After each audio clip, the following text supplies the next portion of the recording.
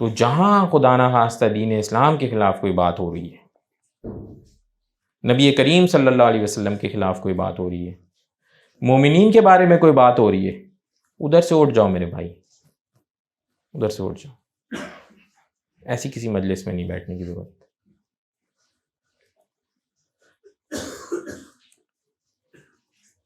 ورنہ خدا نہ خواستہ کیا ہوگا، وہ کیا ہوگا، ویسے ہی ہو جاؤ گے. اللہ تعالیٰ رحم فرمائے، ویسے ہی ہو جاؤ گے. انا للہ و انا الیہ راجعون. یہ سخت خطرے کی علامت ہے. بھاگو بھاگو بھائی، دوڑ لگاؤ، بچو ایسے لوگوں سے. چنانچہ پھر بھی مفتیان حضرات اس کے بارے میں کچھ باتیں بتاتے ہیں. پہلی چیز تو یہ ہے کہ یہ بات سمجھ لی جائے، جس بات کا زبان سے کہنا حرام ہے، یعنی جیسے اس طرح کی بات کرنے والا غلط کر رہا ہے، تو اس آیت کی روح سے یہ پتہ چلا کہ ایسی بات سننا بھی حرام ہے. ایسی بات سننا، ایسی مجلس میں بیٹھنا، ظاہری باتیں سنے گا نا بندہ، اور کیا کرے گا. تو اسی سے روک دیا گیا نا، اور تو کچھ بھی نہیں ہے. تو ایسی مجلس میں بیٹھنا بھی حرام ہے.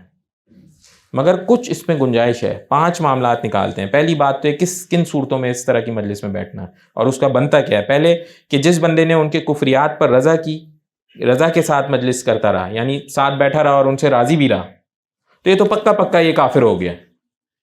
انا للہ و انا الیہ راجعون.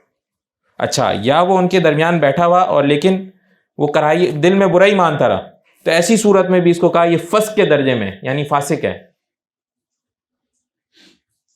تیسری بات یہ کسی دنیاوی ضرورت کی وجہ سے بیٹھا رہا، کوئی مجبوری آ گئی تھی بھائی، دنیاوی کوئی کام لگا ہوا تھا تو بھی بیٹھا رہا، تو بھی اس کو پسند نہیں کیا. مجبوری ہے پھر بھی بہرحال پسند نہیں کیا، مباح کے درجے میں. چلو، پھر کوئی بندہ ایسا تھا جو تبلیغ کے لیے جا کے بیٹھا ہوا تھا وہاں کے اوپر کہ ان کو ٹھیک کرے گا، یہ عبادت ہے. مگر یہ پکی بات ہے، یہ ہم آپ کا کام نہیں ہے، لہٰذا ہم تو اس سے بچیں. سیدھی سی بات ہے بھائی. یہ اس درجے والے ابھی شاید کوئی اکا دکا یہاں لوگ ہوں موجود، تو عام طور پہ بندہ اس سے بچے، وہ اپنے دین کو بھی مشکل میں ڈال لے گا ورنہ. اور آخری بات کیا ہے کہ فرض کریں کسی نے زبردستی بٹھا لیا اور زبردستی ایسی باتیں سننا پڑ رہی ہیں کسی وجہ سے، اب یہ بندہ معذور ہے.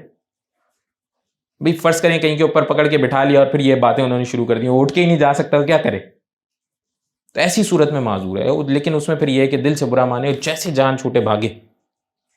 تو آج کل چونکہ یہ بے دینی والا ماحول ہے، لوگ الٹی سیدھی باتیں کرتے ہیں، یہ مسئلہ زیادہ ہو گیا، تو یہ بات سمجھانا بہت ضروری ہے. چنانچہ اس کے بعد ایک حدیث میں آتا ہے، نبی کریم صلی اللہ علیہ وسلم نے فرمایا جو لوگ بھی اللہ کو یاد کیے بغیر کسی مجلس سے اٹھ کھڑے ہوتے ہیں تو گویا وہ ایسی مجلس سے اٹھتے ہیں جو بدبو میں مرے ہوئے گدھے کی لاش کی طرح ہوتی ہے، اور وہ مجلس ان کے لیے قیامت کے دن اور باقی موقعوں پہ بھی حسرت کا باعث بنے گی.